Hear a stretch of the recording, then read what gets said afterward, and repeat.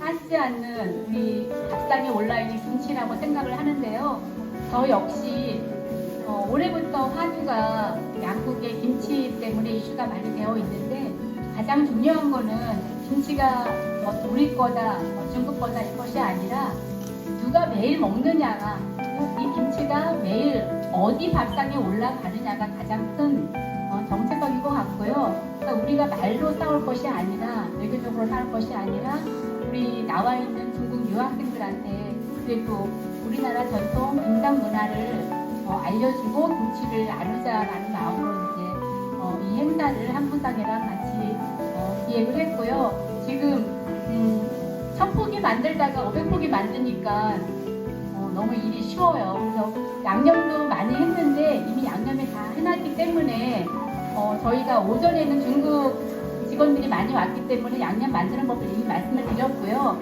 지금 벌써 이제 다 만들어 놓은 양념은 저희가 한국 김치와 중국 김치하고 차이점이, 중국 김치는 그냥 소금물에 절이는 파워 차이가 많은데, 한국 김치는 식물성과 동물성의 조화가 이루어져서 가장 많은 유산균을 만들어내는 그런 장점이 있거든요. 그래서 우리가 지금 들어가 있는 양념은 다 만들어져 있지만은 거기에 들어가는 양념은 제가 들어가는 양념만 설명을 해드리고 그냥 여러분들은 김치 버무려 주시면 돼요. 여기 들어가는 거는 이제 부추가 들어갔고요. 그 다음에 샤오총이라고 해가지고 쪽파 들어갔고요. 그리고 한국 김치는 저희가 고춧가루 풀을 때 그냥 맹물에 푸는 것이 아니라 이렇게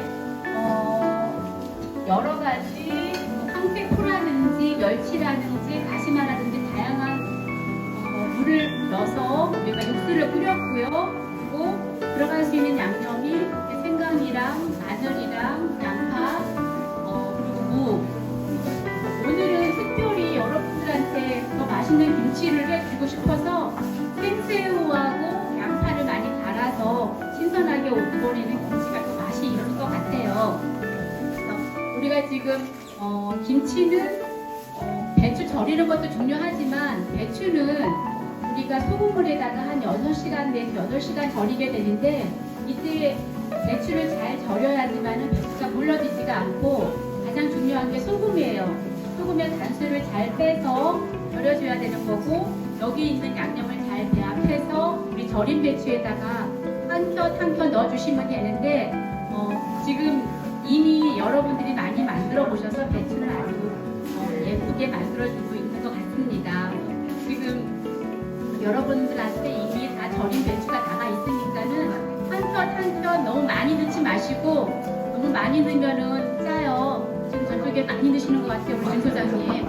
근데 다 넣으시고 안에 있는 속이 빠져나오지 않도록 겉에 배추를 좀 감싸주면 되겠습니다. 그래서 제가 다리면서 잘 김치를 버무리시는지 한번 같이 보도록 하겠습니다. 감사합니다.